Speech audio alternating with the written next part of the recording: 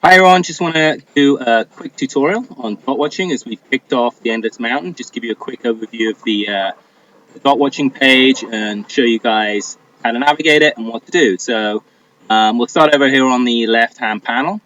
From here you can click on the info icon. That's going to show you all the information about the race, and we've got some different links in there for the maps and the route book.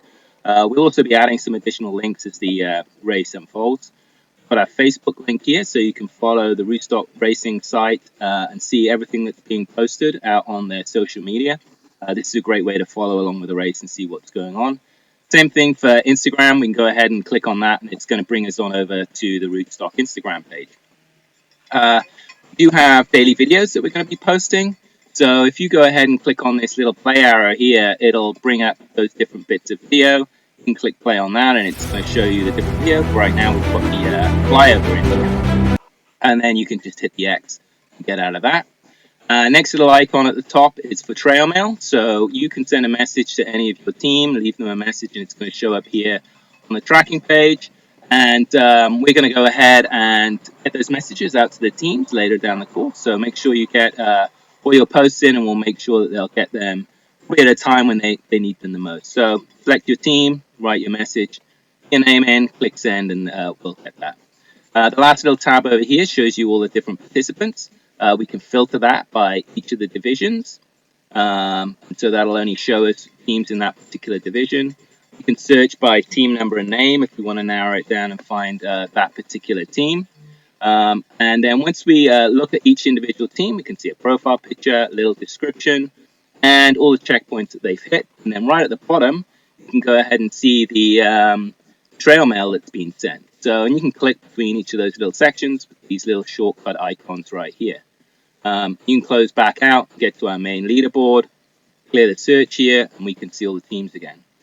If you've got a couple of teams that you're really interested in following, go ahead and click the little eyeball here, and we can go say only show watched. And that's going to isolate our dots over here, so we can just see the teams that we're particularly interested in. So that's kind of our side panel over here. We can shrink that down by clicking at the top, and get a bit more of a real estate for our page, expand it back out.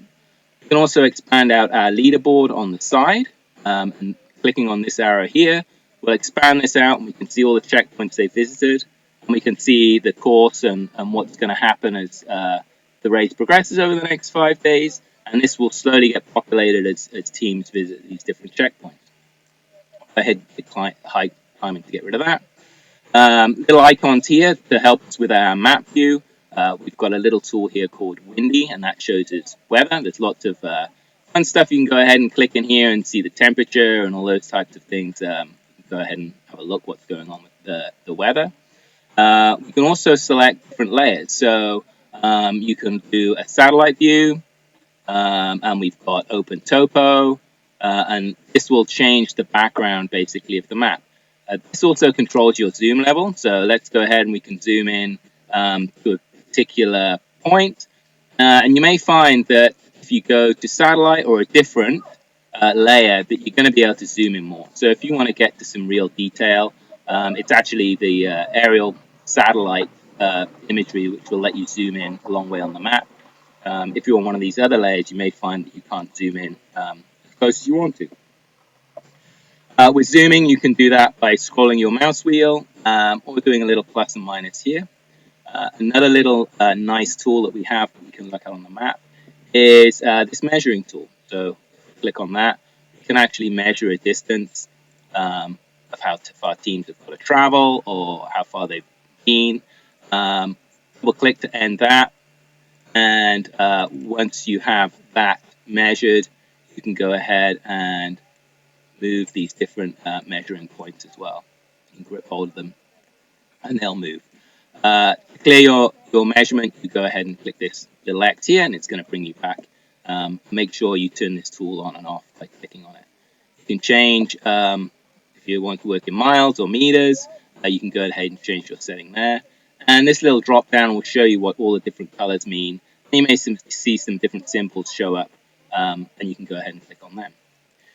So on our map, there's some different things that you can look at. Of course, you've got our teams as they're moving down. You can go ahead and click on any of the dots. And here you will see profile picture of the team, but also you're going to see the track of where they've come from.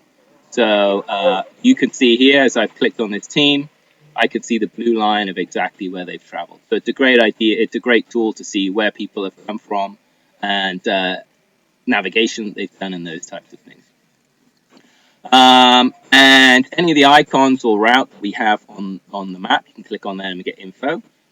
Generally, what we've done on a particular map is red highlights areas that are going to be biked, blue paddle, and then green is generally trekking. But you can click on any of the little checkpoint areas. It's going to show you the checkpoint number. Orange transitions are orange, and they have some more details. We have stage sponsors, which are highlighted in those different areas. And also, if you click on any of the lines, which is kind of the predicted path of where people are going to be going, you can click on them, and it's going to give you additional information about that particular section. So there's lots of stuff that you can look at on the map. You can see I'm using my mouse to pan and zoom around the map to see where the teams are as they progress. A few final things to finish up. We do put some notes up here every now and again. You can just click X to get them out the way. And right now we have race time at the top. The teams here have only been racing 2 hours, 13 minutes. Sometimes we'll put time of day up there as well. Generally, that's what you need to know about how to navigate around the platform. Hopefully you have a good time watching these dots over the next 5 days, cheering your teams on, and I know that we are.